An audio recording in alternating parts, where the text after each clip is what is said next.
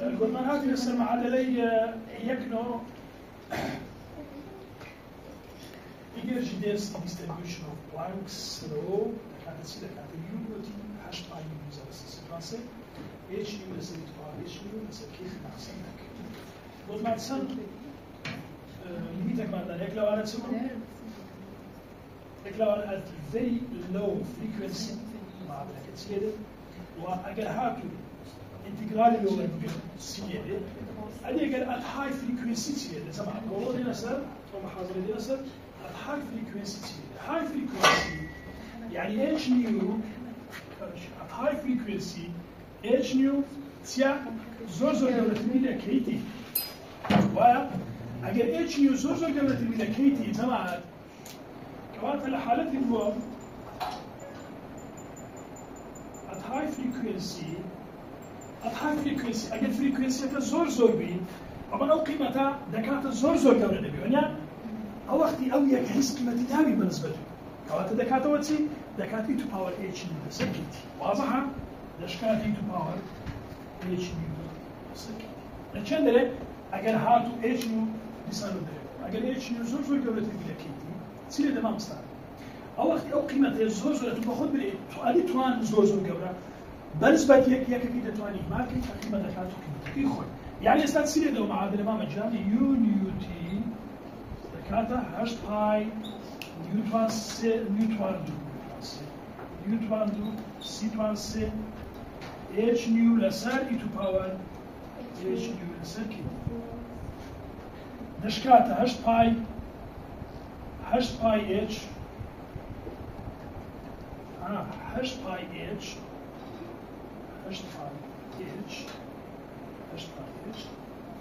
نيوتن سي توان سي E to power ناقصا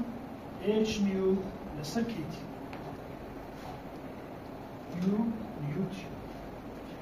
هناك باش طبعا شو معادلة رايلي جينز كذا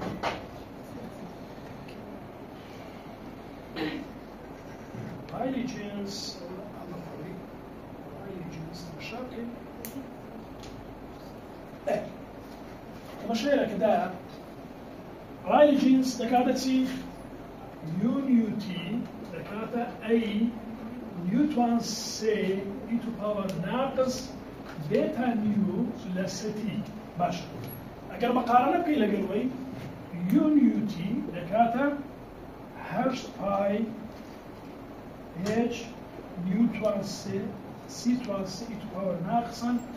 H نيو لستي باش هرش باي H ثابت هنا نقول لقسي دكاتة أي كواتامي دكاتة أي أوي ما يتوسع بس نيوتن سي هو يعني كوات هرش باي H لسه موي كونستانا دكات أي نيوتن سي E to power H ثابت يعني كي ثابت يعني نيو تسمعها نيو تيا كثابت ديا كوات H لسه كي دكاتا ناقص بيتا نيو لسه تي أوي كويشنا يعني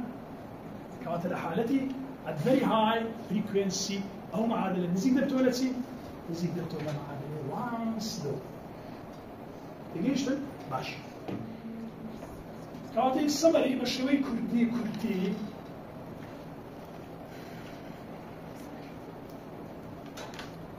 in summary بشوي كردي the spectrum of the black body radiation reveals the quantized of radiation كوبا ديار ذكري spectrum of black body radiation reveals quantized of radiation وياك عشان نطيب the particle behavior of the electromagnetic wave كانت particle كتصرف ذلك وكو electromagnetic wave وكو شطور ذلك. The introduction of the constant H had indeed highlighted the end of the classical physics كانت H boy C boy كوتايب ليناني physics classic and the dawn of new era. But the species تاخد شبه تاخد معتمد the physics of microscopic world الجندل اللي كابتها نتاخي microscopic world جندل classic microscopic world ده بقى هو microscopic world stimulated by the success of Planck's quantization function أو هنداني Planck بوتسي بۆ ئەوەی ئەنیشتاین کۆمتن دیڕۆلی ئان گۆڕ بە شێوەیەکی سەرکەوتوانە تەفسیری چ بکەن تەفسیر هەندێک لەو بەشەکیانە بکەن کە حالەکانیان نەبووە باشە یەک لەوانە فێتحالی نەبوو بەڵام کە کوانتم هاتە گۆڕێزاری بەڵێ ئەو ئەلکترۆماگنیتیک وەیڤە پێکهاتوونە پارتیکڵەکان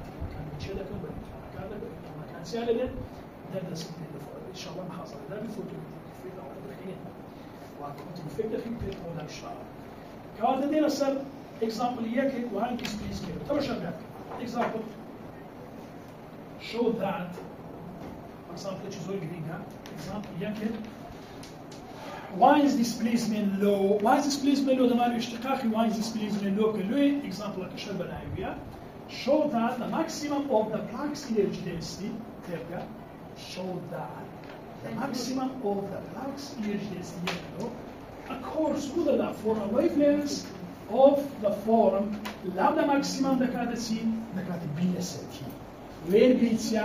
where T is the temperature span where B is a constant that needed to be show that what the maximum of the Planck energy density at 9 occurs and maximum occurruda dalle cendere for the wavelength of the form lambda maximum that can be ST where T is the temperatures and B is a constant to be estimated. ما بنسأل لك كم حركة جدا. U that can see U of UT. U of UT that can see the cat hash pi mu to C to R say H nu less E to H nu less باش. أو solution كده هم يو ده كم ده مشاكل since new ده كده سي تمام. هو اشتقاق كم لو كدي لمحاضرة كده. ده نصير عادنا كده. سي new ده كده سي لسه لو سي ده كده عمدا new we have d new بس كده كده d new over d lambda كواته ده كده سي لسه lambda square d lambda. We can thus write Planck's energy density by terms of the wavelength as follows. هما لو مشتقاق ليش نسيجي ليش تنير هاش باي اتش سي لسه لامدا 5 يجلس اي 2 باور اي سي لسه لامدا كنت ناقص باش كانت الماكسيمم مازال الليره هو اشتقاق بتسي نيو دكاتا سي لسه لامدا يا يعني دكا سي لسه سي لامدا 2 باور ناقص لكن مشتقين ولا دقيقه هم ما كله بوتان اعاده كده ويا نو بوتان ده صار في كواتك ليش تديرها يو الترت لامدا تي دكاتي يو تي ولا شكات اوكي that's the maximum of u lambda t corresponding to the partial u partial lambda دكاتة الصفر هو يحبوا يكسان ده كم صفر ويشيل ما بلا سر اشتقاق كده شو كم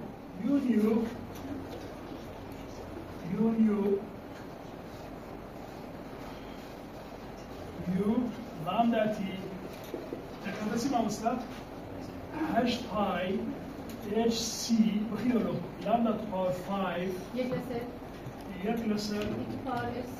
to power s lambda kt ناقص باش اگر partial با partial lambda يور بقرين يكساني ده كان بصفر اللي وندري ماكسيمم ده باشا partial با partial lambda ور ده ماكسيمم اكيد ده يكساني ده كان بصفر باش إذا شو partial هو يكساني شو بتصير يكساني شو h pi hc lambda to power ناقص بينس u to power ac يساوي lambda kt ناقص يك وده كان أو lambda بالتساوي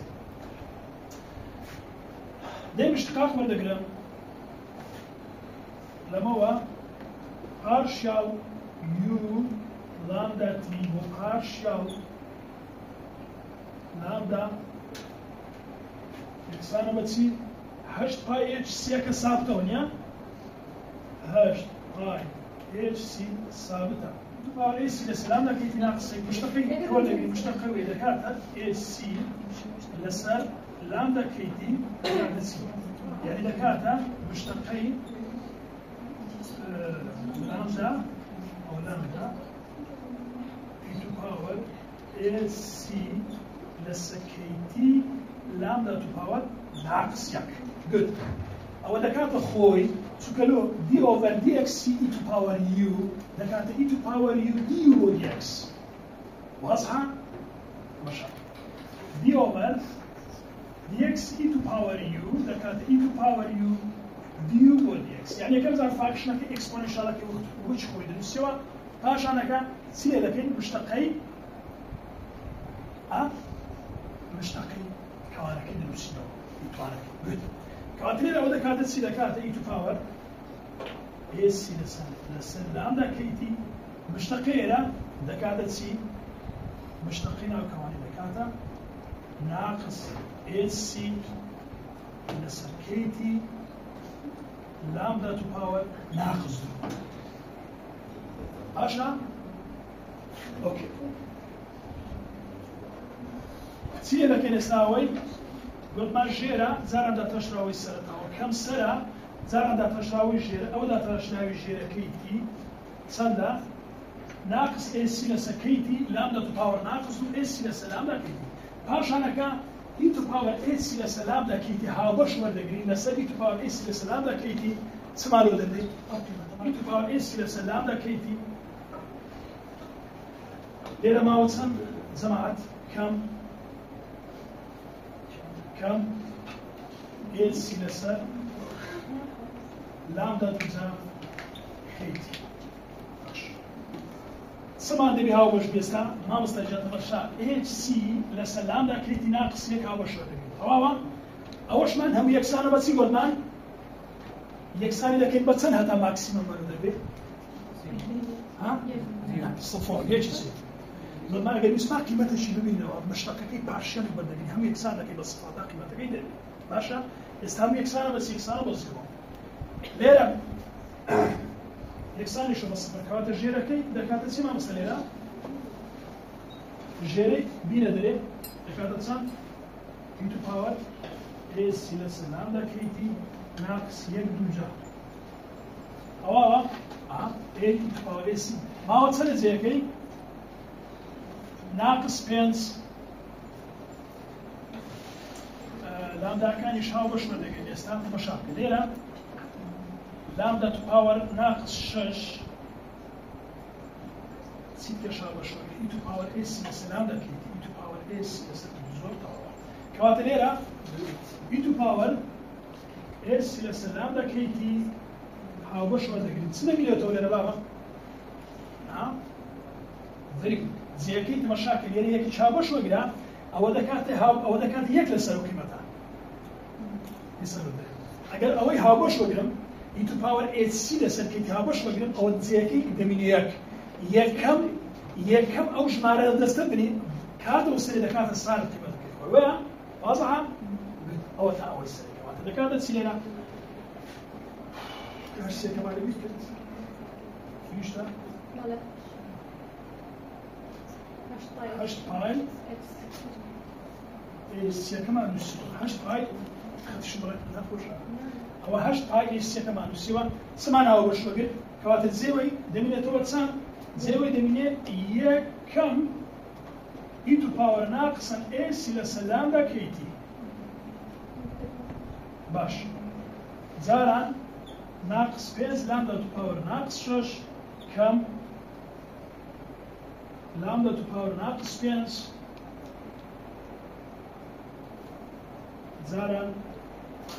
ناقص ايش سلس لامدا تو باور دو كيتي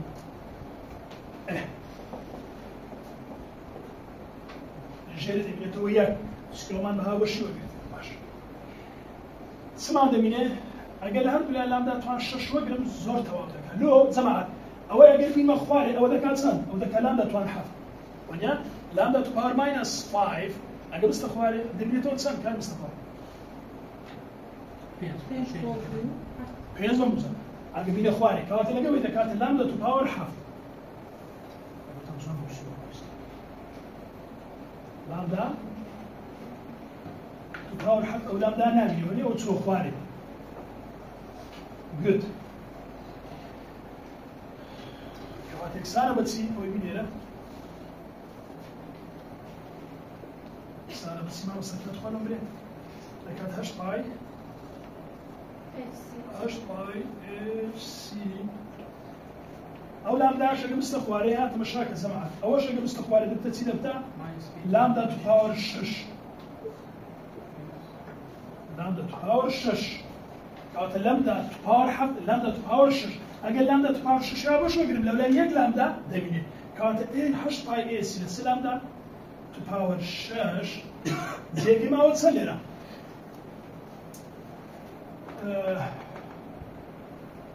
ماينس كيرا تمشى زمان أو السالب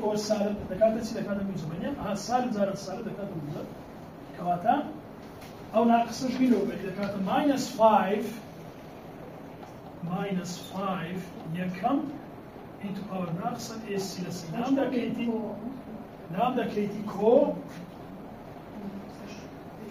كو اس سي فعلا لسات لامدا كيتي همش يكسر وصفر تمام اللي بتقول انا في ما خلاني بقول صار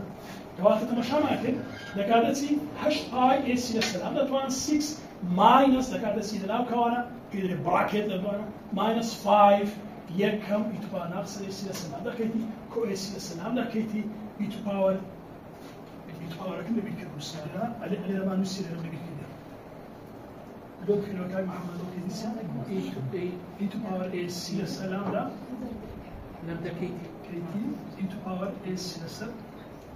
لامدا كيتي ناقص هم شيء صار بس باشا ما ماثماتكس أما أقول إيكويشن ما نبي يعني أو إكس أنا بصفر أو إكس أنا بصفر باشا سمعت فريش ده أو إكس أنا بصفر أو قيمة إكس أنا بصفر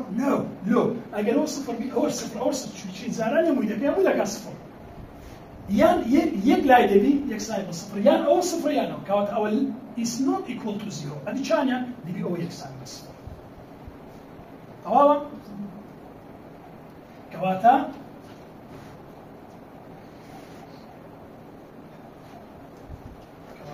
حشد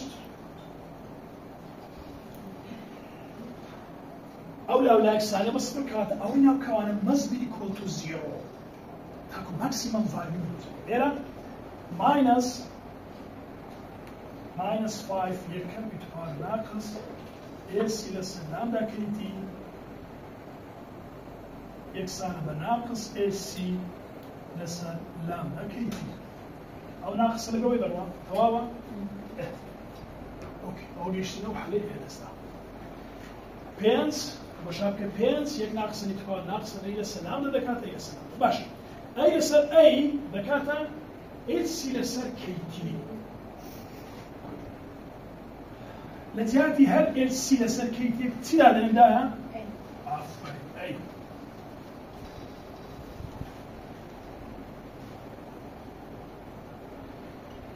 كواتا لزيادة أي باس ما كنت لكات أي سيل سر كيتي باش معناه معادلة كي خوما إيرا أو كيك سارة هو لكات سي لمشيان هو بينس يكم يتباور ناقص أي لسر لامدا لكات أي لسر لامدا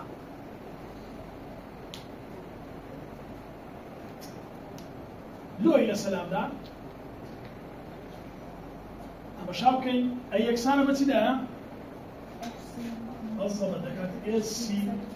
لسلام دا فعلا وش المشاكل أو دكات إيه سي لسلام دا كيتي لحالة ماكسيمم نكير لحال معادلة شيء فيزيكس أنتو كتعبير يشتغل لكن بماكسيمم دبيتو ديريفاتيف بارشالي بك حمو يكسان لك بصفر يعني أولاي إيكويشنك يكسان بصفر يعني إيه ناو كوانك يكسان بصفر طبعا باس ما كده ولا نابي يكسان بصفر دي كمان إناو كوانا قبركي مصبي كوتوسيو قد ليرة أو معادلة كشمان الودر شو كوات ليرة تدكين دتوانين أي للسلام دا فرض بكين بكاتب بينت كم أبسلون بايدا دنين أي لسلامدا is equal to 5 minus epsilon. خمان أوي فرض ذكي numerically. أجل أو حلقيت يا we can solve these transdecant equations. We do the transdecant equations either يا بgraphical يا numerical. يعني يا برسم الدكتور رسم كي شبه لا حلي ماثماتيكس كوا أترسم شيء ذكي حلقي كده بيني ولا شيء ده تقاطع كي كده أو حلقيتي. يان برسم يان بنوميريكالي تحلي. إذا ما أنا سبسكي بنوميريكالي حلقي. كواتا أي سلام ده يكسانا بسي يكسانا ببينس كم أبسيلون باش ما بنسأل أويان أدي بينس ما بنسأل معادلة يكتار ده كانت سي أجل أميدا بني أي سلام ده كانت بينس كم أبسيلون بينس يك ماينس إي تو باور ماينس سي أفرين بينس ماينس أبسيلون أفرين فرشت بينس ماينس أبسيلون كمان أكيد هذا خيوة يكسانا ببينس بينس ماينس أبسيلون زرتها بينس ماينس أبسيلون وهذا حوالينا أي سلام ده فرض إذا كلمة سبا بينس ماينس أبسيلون شاكر إي تو باور كانت أي سلام ده ما تحسب كلمة ماينس بينس ماينس أبسيلون أو ده كانت سدايا أو ده كانت بينس كم بينس إي تو باور ماينس 5 كو أبسيلون تقريبا ده كانت بينس كم أبسيلون Very good. Hale gel doran. Aferin. Kant epsilon يستكسر بس epsilon. Epsilon تقريبا دكاتة. Pens. Minus Pens. E to power minus pinch. أو epsilon إيش حساب لنا كم زوج ولا بتسأل لك حساب لنا كده. كاتا epsilon تقريبا دكاتة. Pens to power. Epsilon شرف pens ناقص pens. E to power pens. كو epsilon. يكسان بينس كم أبسيلون بينس كلا جيب دوران أو سالب أو سالب عشرة كواتا أبسيلون تقريبا لك هذا بينس تفاعل ماينس أبسيلون حساب كبا حسب لك هذا point أو سيسو تسيو حافظ أو نمبر أو نوميريكال فاليو أما كذا قيمة نوميريكال يعني approximate value من غيرها هذه بعشرة زمان أجل أبسيلون بكات on ده أما تسمعوا إذا أبسيلون عندك هذا صار لك هذا point أو سيسو تسيو حافظ هذه أي سلام ده لك هذا سي لك هذا بينس كم point أو سيسو تسيو حافظ أنزامك إذا كان صار لك هذا صار point نوت شش تسيو كاتسان صار point نوت شش تسيو كوات اللي بتسير قيمة وين لك هذا سي استوى أي السلام ده لك هذا صار point نوت شش تسيو good باش كواتا أي دكاتة تسي سماعات ضمن أي دكاتة تسي أي السلام ده تقولوا له صار بوينت ناقص إذا صار بوينت سمو صار بوينت صار بوينت نوت شش صار بوينت نوت شش شش باشا أي السلام ده أي سنة ده با أي سنة ده very good السي لسر عفوا أي كانت السي باس ما كده كانت السي لسر كيتي مشاشة فاز ما كده بدايتي أي كانت السي لسر كيتي باشا يستوى ده كانت سي السي لسر كيتي زاران يجل السلام ده كانت سي ده كانت صار بوينت لو شش سي أو معادلة شندري غلط إيه بس شندري اللي بتصير إضافة بكم أما تسمع نقول ما أنا قلنا إيكويشن كي مكسام كم بالصفر أو وقت لامدا كده بدل لامدا فريق لامدا ماكسيمم أو لا يبدأ نسي ماكس إيش أصدق هل بلا زاراني كيتي حرف الأزاراني لامدا ماكسيموم ده كم أو ذكرت اللامدا ماكسيموم مني أو لامدا لقيت بروا لأني توت سي أو هذا كواتا لامدا ماكسيموم يكسانا بس لامدا ماكسيموم لامدا ماكسيموم ذكرتها السي لسر 4.663 k يك لستي أو معادلة سبيل واينز displacement law سبيل وتر واينز displacement law باش سمعت إيش كي زارن السيبكا زار دابش 4.663 زارن 1.38 كي كبزانا قيمة 1.38 زارن توانا خصم السيبكا أنزامك إذا كانت سمع استجان حاول تتمشى كده لامدا ماكسيمم لكانت إيش سياسة 4.9666 كي يكلا 60 قيمة إذا كانت مستوش وتوش زارن توانا ناقص الشاش متر كلفن 60 هون سيا بيدوتريد وايز ديسبيسمنت سبيدوتريد وايز ديسبيسمنت شيء ملاحظة إذا كان وايز ديسبيسمنت لامدا ماكسيمم لقيت سدا بوردري اگر تمپریچر زیاد کم لامدا ماکس اگر تمپریچر زیاد کم لامدا زیاده کم شده کلا بکم فريقات كواتبين اسمع كلمة نسمع كلمة كسبوا بيثاني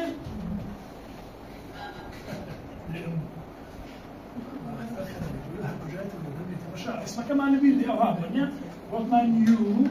نيو تي لقى نيو اسمع كمان وما قال تمبريتشر دوصل بها او هاي كاتنيرا تمشى لك قيمة زيادة كواتب زيادة كل تمبريتشر او دوصل بالسياسة 400 او دوصل او السياسة او 400 او 500 كواتب زيادة كل تمبريتشر نيو بزيادوني نيو يعني بزيادوني تمبريتشر نيو سينه لو نيو لامدا عكس ويفيت كم دكا وعفوا يا وقتي ويفيت كم دكا هو بيدو تريد وايز ديسبيسمنت لو كواتا زمان دو بيستوهاش نوتوش ثابته بيستوهاش نوتوش ثابته دكات البيلس فما بيشتغلوا بيستوهاش نوتوش او دكات البيلس سي بيلس كواتا لادا ماكسيمم سندا بيلس او ده كلاويه كم هو there is a relation which shows that lambda maximum decreased this relation which shows that lambda maximum decreased with increasing temperature of the body is called Wien's displacement. What's the name of Wien's displacement? يعني لادان displacement. يا ساي لادان displacement. لو يا ساي لادان displacement فعلا لادان برو لامدا بسوكا كان وزاري. ست frequency زيادة بلامدا كان. It can be used to determine the wavelength corresponding to the maximum intensity of the temperature of the body is known, or conversely to determine the temperature of the radiating body of the wavelength of the greatest intensity is known. كاتو نكسبها كان دي أولا بو أستيرا كان بكان دي الأستيرا كان كاتك wavelength maximum كاللودة أتوكسر ديزاين temperature أكيد سنة يعني كاتك temperature أكيد ديزاين سنة إيه أو سطحي ديزاين wavelength أكيد سنة تسعون صورة اشتبه باشا كاكا This law can be used to, in particular, to estimate the temperature of the star, or glowing object. From there, radiation is shown in part B. ما بنفسر هذه نيو ماكسيمم ده كانت السمام ستا نيو ماكسيمم ده كانت السي نيو ماكسيمم ده كانت السي لسلام ده ماكسيمم إما ده سايل لام ده كمان ليلة ده كانت السي تمشاق إلى وصل ده إذا كانت السي ده كانت إيه سي لسل كيتي ولا إيه سي لسل كيتي باش يكساني شو بتسي بطمان اگر دابش لام ده كي اي سلام ده كوات وقتي اي سلام ده او دابش لام ده كا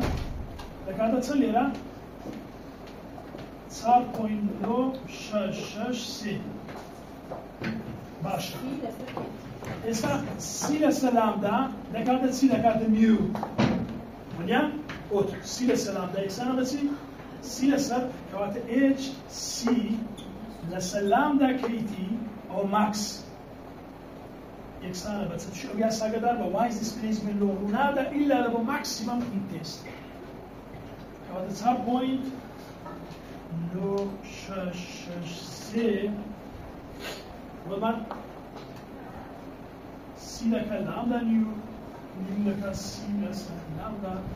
كوات سي لامدا او انا باشا لكانت نيو ماكسيمم كوات اتش نيو maximum لەسەر کەیتی دەکاتە 4.6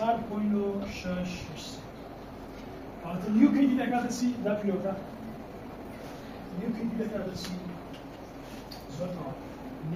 نیو ماکسیمەم لێرەوە نیو ماکسیمەم دەکاتە چی مامۆستا؟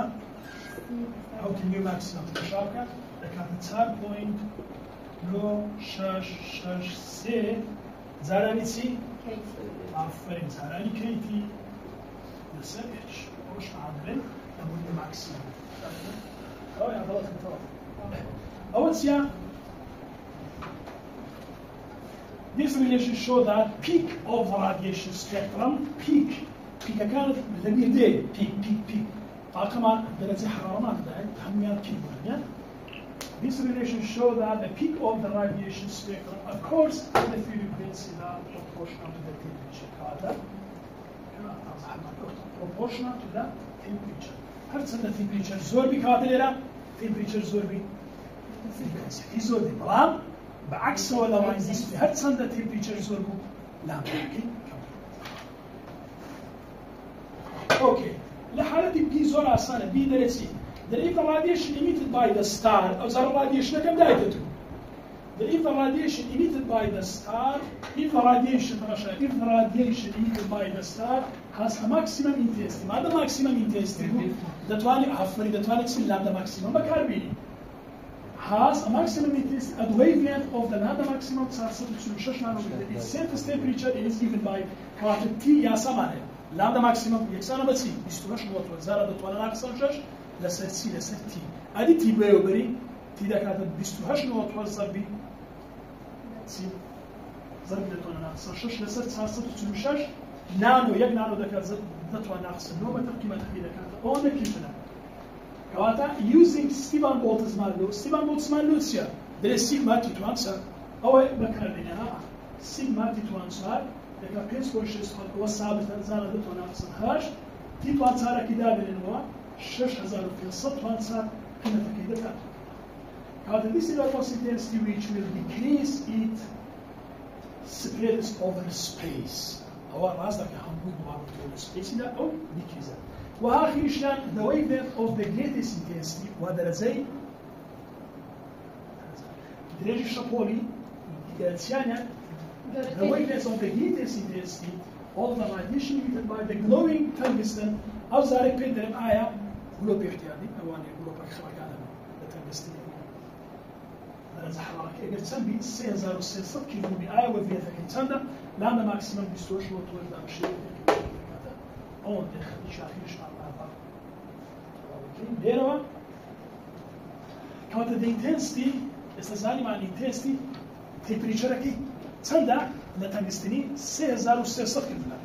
توان سواري دكي في بوينت 5.6 ناقص هادشي دكي قيمه اللي كانت